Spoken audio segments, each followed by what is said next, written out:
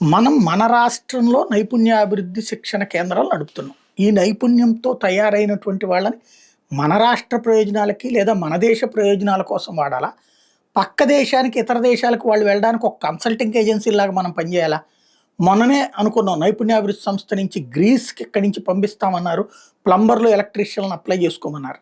ఇప్పుడు తాజాగా గుంటూరు జిల్లా ఎడిషన్‌లో ఒక వార్తొచ్చింది. ఏపీ నైపుణ్యాభివృద్ధి సంస్థ ఆధ్వర్యంలో ప్రత్యేక శిక్షణ అంట. నర్సులు నిశ్చింతగా జర్మనీ వెళ్ళొచ్చంట. ప్రపంచ స్థాయి సదుపాయాలు, మెరుగైన వసతి, భారీ వేతనాలు దక్కుతుండటంతో జర్మనీలో నర్సుల ఉద్యోగాలకు పలువురు ఆసక్తి చూపుతున్నారు. జర్మనీలో వృద్ధుల అవసరాలు తగ్గట్టు నర్సులు లేనందున అక్కడి ప్రభుత్వం భారత్‌తో పాటు ఇతర దేశాల వాళ్ళని నియమించుకునేందుకు ప్రయత్నాలు ప్రారంభించింది.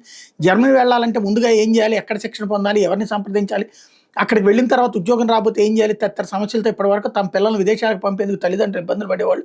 ఆ ఉద్యోగ అవకాశాలను రాష్ట్ర విద్యార్థులు అందిపుచ్చుకునేలా కూటమి ప్రభుత్వం కృషి ప్రారంభించింది. ఆసక్తి ఉన్న నర్సింగ్ విద్యార్థులకు శిక్షణ ఇప్పించి జర్మనీలో ఉద్యోగంలో చేరేలా ఏర్పాటు చేసింది.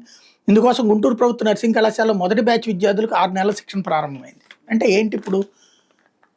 ఎన్ఆర్ఐలు ఎవరైతే ఉంటారో వాళ్ళు అక్కడికి దాన్ని ఏమంటారు, మనం మాన్యువల్ రిసోర్సెస్ని సప్లై చేసేటటువంటి కేంద్రాల కింద, ఇక్కడ కనుక మనకి పని వాళ్ళని సప్లై చేసేటటువంటి కేంద్రాలు, మ్యాన్ పవర్ సప్లై కేంద్రాలు అంటుంటారు కదా, అట్లాంటి కేంద్రాలు నడిపేటటువంటి వాళ్ళకి మనం ఇక్కడి నుంచి మన ప్రభుత్వ డబ్బులతో ట్రైనింగ్ ఇచ్చి పంపిస్తున్నామా?